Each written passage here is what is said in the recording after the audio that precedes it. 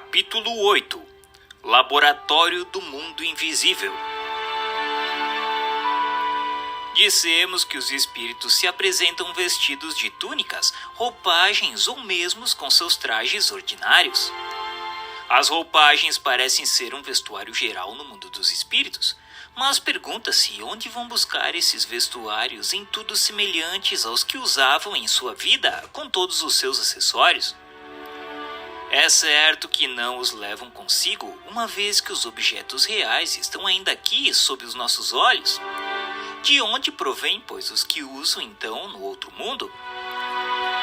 Esta questão tem sempre intrigado muito, mas para muita gente era simples negócio de curiosidade. Entretanto, ela confirmava uma questão de princípios de uma grande importância, porque sua solução nos colocou no caminho de uma lei geral que encontra igualmente aplicação ao nosso mundo corporal. Vários fatos vieram complicá-la e demonstrar a insuficiência das teorias que se tinha experimentado. Podia-se até certo ponto certificar-se do vestuário, porque pode-se considerá-lo como fazendo parte do indivíduo. Já não ocorre o mesmo com os objetos acessórios, como por exemplo a tabaqueira da visita da senhora doente de que falamos anteriormente. Anotemos a esse respeito que não se tratava ali de um morto, mas de um vivo, e que esse senhor, quando voltou em pessoa, tinha uma tabaqueira em tudo semelhante. Onde, pois, o seu espírito havia encontrado aquela que ele tinha quando estava ao pé do leito da doente? Poderíamos citar um grande número de casos nos quais os espíritos dos mortos ou dos vivos apareceram com diversos objetos, tais como bengala, armas, cachimbos, lanternas, livros e etc. Veio-nos então um pensamento de que os corpos inertes poderiam ter seus análogos etéreos no mundo invisível, que a matéria condensada que forma os objetos poderia ter uma parte quintessenciada escapando aos nossos sentidos. Esta teoria não era desprovida de verossimilhança, mas era insuficiente para explicar todos os fatos, sobretudo um que parecia dever frustrar todas as interpretações. Até então não se tratava senão de imagens ou aparências. Vimos bem que o perispírito pode adquirir as propriedades da matéria e tornar-se tangível. Mas esta tangibilidade não é senão momentânea e o corpo sólido se desvanece igual a uma sombra. Já é um fenômeno muito extraordinário, mas o que o é também é ver-se produzir a matéria sólida persistente, como o provam numerosos fatos autênticos, e notadamente o da escrita direta, do qual falaremos com detalhes num capítulo especial. Todavia, como esse fenômeno se liga intimamente ao assunto que tratamos neste momento e que é uma das suas aplicações mais positivas, nos anteciparemos quanto à ordem na qual ele deve vir. A escrita direta ou pneumatografia é aquela que se produz espontaneamente, sem o concurso quer da mão do médium, quer do lápis. Basta pegar uma folha de papel branco, o que se pode fazer com todas as precauções necessárias para se assegurar de não ser vítima de alguma fraude, dobrá-la e depositá-la em alguma parte, numa gaveta ou simplesmente sobre um móvel. E se houver condições convenientes, ao cabo de um tempo mais ou menos longo, encontre-se sobre o papel caracteres traçados, sinais diversos, palavras, frases e mesmo os discursos, ou mais frequentemente com uma substância acinzentada, análoga à aparência do chumbo, de outras vezes com lápis vermelho, tinta comum e mesmo tinta de imprensa. Eis o fato em toda a sua simplicidade, cuja reprodução, embora pouco comum, não é entretanto muito rara, porque há pessoas que o obtêm com muita facilidade. Se se colocasse um lápis com o papel, poderia-se crer que o espírito dele se serviu para escrever. Mas no momento em que o papel está inteiramente só, é evidente que a escrita está formada por uma matéria depositada. De onde então o espírito tomou essa matéria? Tal é a questão para a solução da qual vamos ser conduzidos pela tabaqueira de que falamos a toda hora. Foi o espírito de São Luís quem nos deu essa solução nas respostas seguintes.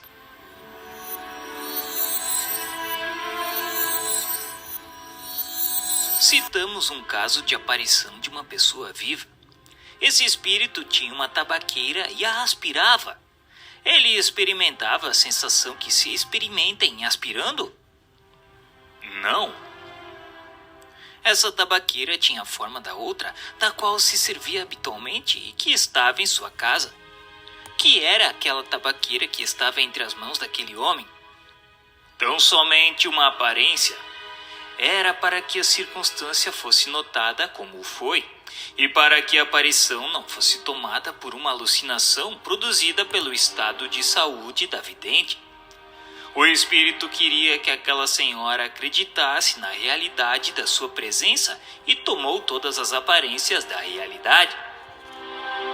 Dizeis que é uma aparência, mas uma aparência nada tem de real. É como uma ilusão de ótica. Queremos saber se a tabaqueira em questão não era senão uma imagem da realidade ou se nela havia alguma coisa de material. Certamente é com a ajuda desse princípio material que o perispírito toma a aparência de vestuários semelhantes ao que o espírito usava quando vivia. Nota: é evidente que se deve entender aqui a palavra aparência no sentido de aspecto e imitação. A tabaqueira real não estava lá, a que o espírito detinha era apenas a representação. Era, pois, uma aparência comparada à original, embora formada de um princípio material. A experiência nos ensina que não é preciso sempre tomar ao pé da letra certas expressões empregadas pelos espíritos. Interpretando-a segundo nossas ideias, nos expomos a grandes equívocos. Por isso é necessário aprofundar o sentido de suas palavras todas as vezes que apresentem a menor ambiguidade. É uma recomendação que nos fazem os próprios espíritos. Sem a explicação que provocamos, a palavra aparência, constantemente repetida em casos análogos, poderia dar lugar a uma falsa interpretação. É que a matéria inerte se desdobraria? Haveria no mundo invisível uma matéria essencial que revestiria a forma dos objetos que vemos? Em uma palavra, esses objetos teriam seu duplo etéreo no mundo invisível, como os homens aí são representados pelos espíritos? Não é assim que a coisa se passa. O espírito tem sobre os elementos materiais, disseminados por toda a parte no espaço na vossa atmosfera, um poder que estás longe de supor. Pode a sua vontade concentrar esses elementos e dar-lhe a forma aparente própria para os seus projetos.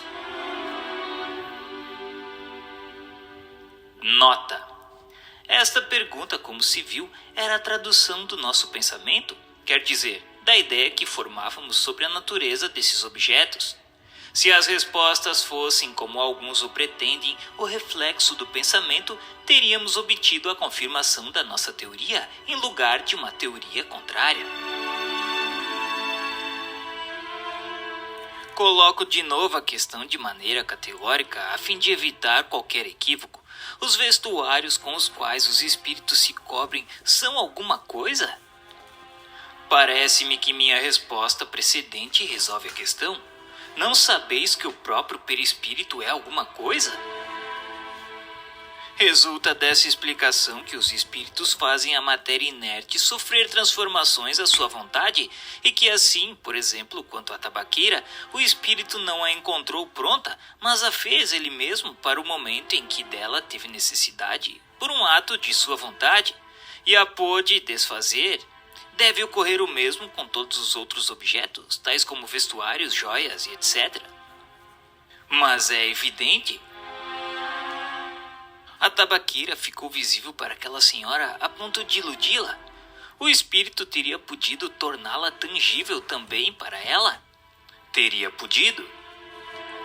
E se a ocasião se apresentasse, aquela senhora teria podido tomá-la entre as mãos, crendo ter uma tabaqueira de verdade?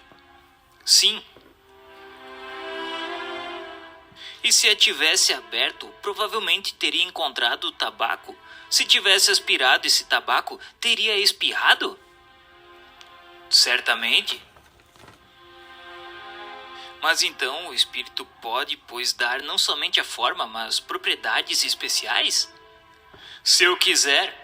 Foi em virtude desse princípio que respondi afirmativamente às questões precedentes. Tereis provas da poderosa ação que o espírito exerce sobre a matéria e que estáis longe de supor, como já vos disse. Suponhamos então que ele tenha querido fazer uma substância venenosa e que, se uma pessoa a tivesse tomado, ela teria sido envenenada? Teria podido, mas não o teria feito, e isto não lhe seria permitido.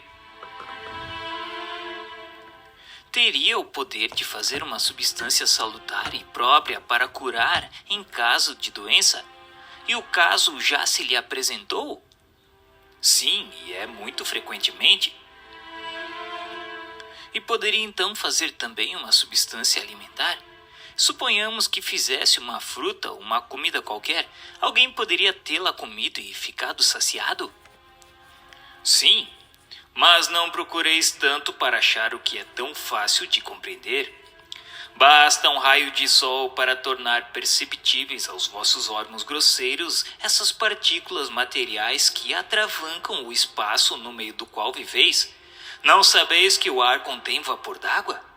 Condensai-os e os conduzireis ao estado normal. Privai-os de calor e eis que as moléculas impalpáveis e invisíveis tornam-se um corpo sólido e muitas outras substâncias das quais os químicos tirarão maravilhas mais espantosas ainda. Somente o espírito possui instrumentos mais perfeitos do que os vossos, a vontade e a permissão de Deus. Nota: a questão da saciedade é aqui muito importante. Como uma substância que não tem senão uma existência e propriedades temporárias e de certa forma convencionais pode produzir a saciedade. Esta substância, pelo seu contato com o estômago, produz a sensação da saciedade, mas não a saciedade resultante da plenitude. Se uma tal substância pode agir sobre a economia e modificar um estado mórbido, pode muito bem agir sobre o estômago e produzir o sentimento da saciedade.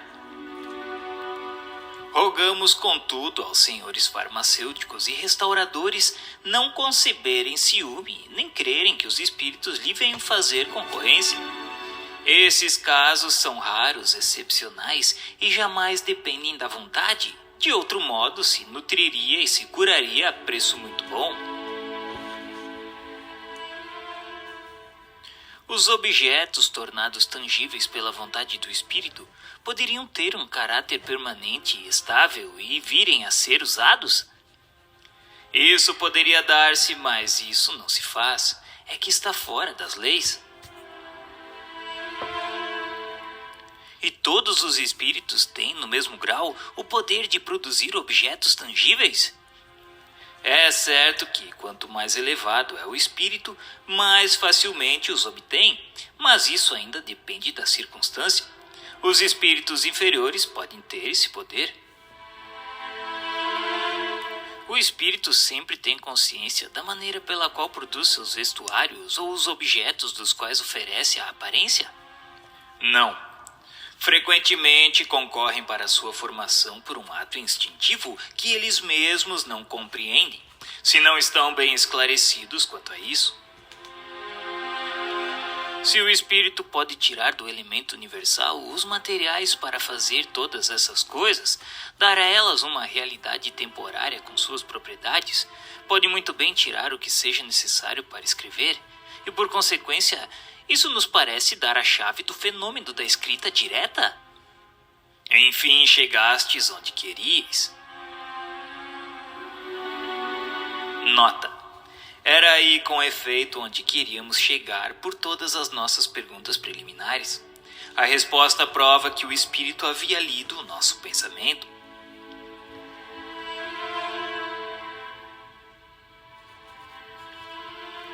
Se a matéria da qual o espírito se serve não é persistente, como ocorre que os traços da escrita direta não desaparecem? Não critiquei sobre palavras. Primeiro, eu não disse. Jamais era questão de um objeto volumoso. Aqui são sinais traçados cuja conservação é útil e se conservam. Quis dizer que os objetos assim compostos pelo espírito não poderiam tornar-se objetos de uso, porque não há, na realidade, agregação de matéria como nos vossos corpos sólidos. A teoria acima pode ser assim resumida: o espírito age sobre a matéria, tira da matéria cósmica universal os elementos necessários para formar à sua vontade objetos tendo aparência de diversos corpos que existem na Terra. Pode também operar sobre a matéria elementar por sua vontade, uma transformação íntima que lhe dá propriedades determinadas. Esta faculdade é inerente à natureza do espírito, que frequentemente a exerce como um ato instintivo quando isso é necessário e sem disso tomar conhecimento. Os objetos formados pelo espírito têm uma existência temporária, subordinada à sua vontade ou à necessidade. Pode fazê-los e desfazê-los à sua vontade. Esses objetos podem, em certos casos, ter aos olhos das pessoas vivas todas as aparências da realidade. Quer dizer, tornarem-se momentaneamente visíveis e mesmo tangíveis. Há formação, mas não criação, uma vez que o espírito não pode tirar nada do nada. A existência de uma matéria elementar única é quase que geralmente admitida hoje pela ciência e confirmada, como se viu, pelos espíritos. Esta matéria dá nascimento a todos os corpos da natureza. Pelas transformações que ela sofre, produz também as diversas propriedades destes mesmos corpos. É assim que uma substância salutar pode se tornar venenosa por uma simples modificação. A química disso nos oferece numerosos exemplos. Todo mundo sabe que duas substâncias inocentes, combinadas em certas proporções, podem produzir uma outra que seja deletéria. Uma parte de oxigênio e duas de hidrogênio, todas as duas inofensivas, formam a água. Ajuntai um átomo de oxigênio e tendes um líquido corrosivo. Sem mudar as proporções, frequentemente basta uma simples mudança no modo de agregação molecular para mudar as propriedades. É assim que um corpo opaco pode se tornar transparente e vice-versa. Uma vez que o espírito, por sua vontade, tem uma ação tão poderosa sobre a matéria elementar, concebe-se que ele possa não somente formar substâncias, mas também desnaturar-lhe as propriedades com a vontade, aqui fazendo o efeito de um reativo. Esta teoria nos dá a solução de um fato bem conhecido em magnetismo, mas até o momento inexplicado, que é o da mudança das propriedades da água pela vontade. O espírito atuante é o do magnetizador, ou mais comumente é assistido por um espírito estranho. Ele opera uma transmutação com a ajuda do fluido magnético, que, como se disse, é a substância que mais se aproxima da matéria cósmica ou elemento universal. Se pode operar uma modificação nas propriedades da água, pode igualmente produzir um fenômeno análogo sobre os fluidos do organismo, e daí o efeito curativo da ação magnética convenientemente dirigida. Sabe-se o papel capital que exerce a vontade em todos os fenômenos do magnetismo, mas como explicar a ação material de um agente tão sutil? A vontade não é um ser, uma substância qualquer, não é nem uma propriedade da mais etérea matéria. A vontade é o atributo essencial do espírito, quer dizer, do ser pensante. Com a ajuda dessa alavanca, ele age sobre a matéria elementar e, por uma ação consecutiva, reage seus compostos, cujas propriedades íntimas podem assim ser transformadas. A vontade é o atributo do espírito encarnado, assim como do espírito errante. Daí o poder do magnetizador, poder que se sabe estar em razão da força de vontade. O espírito encarnado, podendo agir sobre a matéria elementar, pode, pois, igualmente variar-lhe as propriedades em certos limites, e é assim que se explica a faculdade de curar pelo contato e imposição das mãos, faculdade que algumas pessoas possuem num grau mais ou menos elevado. Para maiores esclarecimentos, indicamos ler no capítulo dos médiuns o artigo relativo aos médiuns curadores. Ver também a Revista Espírita de julho de 1859, nas páginas 184 e 189, o Zuavo de Magenta, um oficial do exército da Itália.